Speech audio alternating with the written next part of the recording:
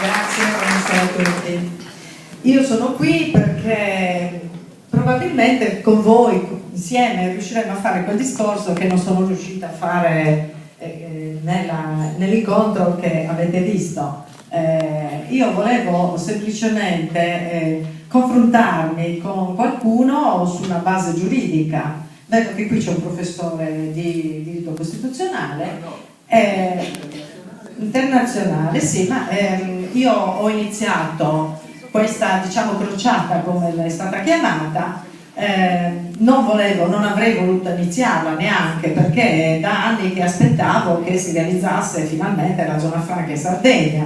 Io ho conosciuto personalmente Mario Melis, che ha portato avanti per tanti anni la questione della zona franca in Sardegna, mi è capitato di incontrarlo diverse volte e lui mi faceva presenti alcune cose che lui presentava dei progetti di legge che però regolarmente non venivano approvati, al che io mi ero permessa di dire allora al professor Melis, io lavoravo all'intendenza di finanza, sono un ex intendente di finanza aggiunto, e diceva al professor Melis, all'onorevole Melis, dicevo, guarda che è soltanto una questione fiscale, cioè state attenti che è una questione fiscale. Lui mi diceva sì, ma Roma, vediamo adesso.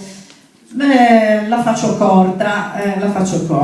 Io prima di iniziare questa crociata, come è stata definita, in effetti non avrei mai voluto iniziarla, speravo tanto che i nostri politici capissero che questo diritto che noi abbiamo dal 1948, ai sensi di una legge costituzionale, la numero 3 del 1948, che all'articolo 12 prevedeva l'istituzione dei punti franchi in Sardegna.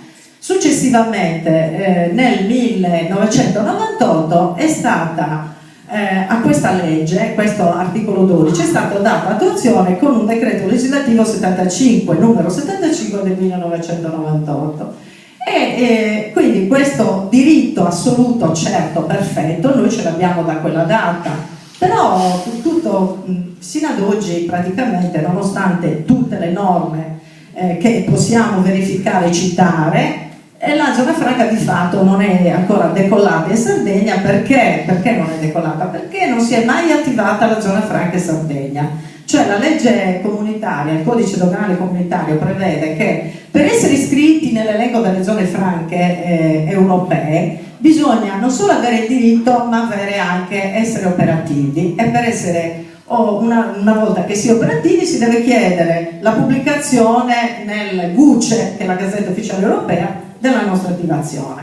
Premetto che prima di iniziare questo percorso io mi sono confrontata con dei giuristi sardi, non c'è, vengo qui anche con un costituzionalista, un amico che insegna a Cagliari, all'Università di Cagliari, non so, con i giuristi italiani, con i giuristi sardi e con l'avvocato Scifo. Non abbiamo preso così sotto gamba la questione, l'abbiamo esaminata, girata e rivoltata sotto tutti i punti di vista, e la nostra conclusione è che questo diritto lo abbiamo